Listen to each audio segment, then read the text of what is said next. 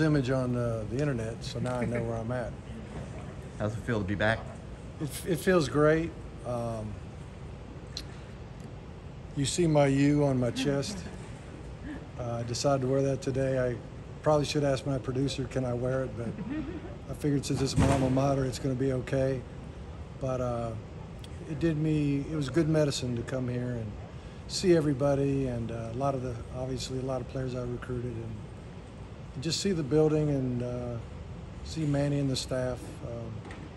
Brought back a lot of good memories. Mark, you get to look at football now from a whole different perspective. Right. How has that changed things for you and how you It's a lot more fun. No, it was fun coaching, believe me, but it was a different kind of fun.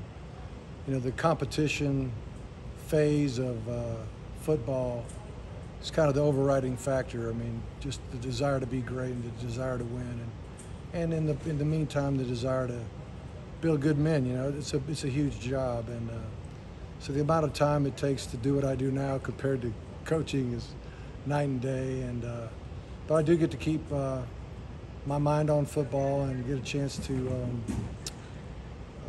just see some great kids grow up and do great things. It's been fun for me. I'm just curious what this building kind of means to you. When you look Yeah, I mean, obviously, I had a lot to do with this as far as the planning of it, and Blake James and Jen Strawley, our administration, they were great about wanting to know what I wanted it to look like and what needed to be done, and so I had a close personal relationship with Carlos Pedron, the superintendent of the project, and I mean, I literally walked the yard every single day before I went home with Carlos, and so all the little things that are so important to make it just right, they allowed me to do, and it came out great. I'm really proud of how it came out. Have you watched the team practice at all? Yeah, well, I actually was hanging out in the head coach's office. I took the soft route and was in the air conditioning during practice today. But, Manny's got a great view of practice on the grass and in the indoor. So I thought I'd take advantage of it at least one time. But I got, today was more of a situational practice of kind of the things you only need when you need them, so to speak. Things like onside kicks and hands team and just situational stuff at the end of a game that you don't necessarily practice all the time after the last scrimmage. So it was fun to watch, but it wasn't a lot of offense, defense today. What do you think of this team's chances against Alabama? Well, one thing I believe is any team that's going to beat Alabama, they've got to have a great team, period, but they got to have excellent quarterback play. And if you don't have a great day at that position, you've got no chance. And, we know Derek King is a special player, and it looks like his rehab has gone tremendously well. I don't think there's any doubt he's going to be playing in that game, and very confident. Just talking to him on the side, he's confident in his ability to move, change direction, and play the physical game of football. And so they're embracing the challenge of it, and that's a big part of winning those games is believing you can do it.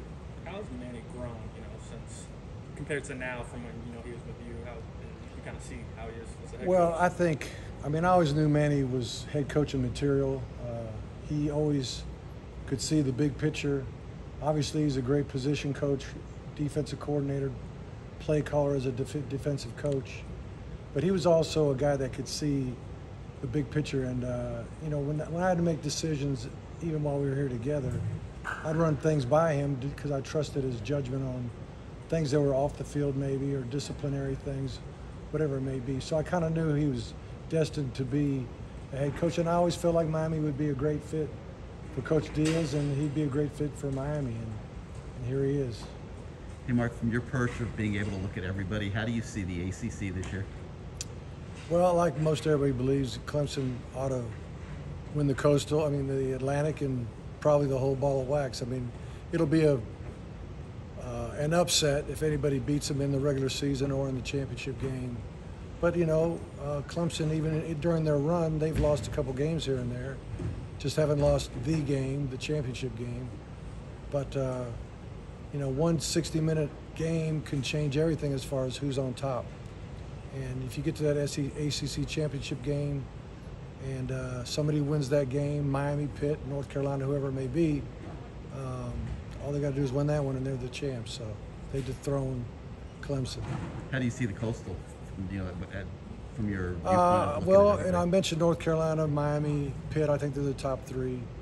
And like we all know, just about everybody's quarterback's back, or at least some starting experience coming back to every school in the league except for Duke.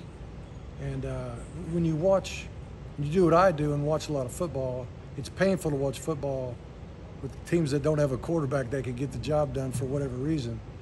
But when all these teams got quarterbacks that can play, I think we're going to see an excellent brand of football, some great tight games, and games coming down to the wire where quarterbacks got to make big plays to win them. So, whoever wins the close ones between Pitt, North Carolina, and Miami, I think will represent. All right. I want to get your take on quarterbacks. Yeah. Been around a lot. Sure. Is there one attribute that kind of supersedes everything? All right. Well, real quick on my quarterback, what I'm looking for in a quarterback: accuracy. I mean, you got to be able to hit your target. Period. You got to be able to make the throws. Number two, are you a good decision maker? Okay, you can learn that through practice, through meetings and things of that nature. Number three, though, is can you handle the pressure of the job?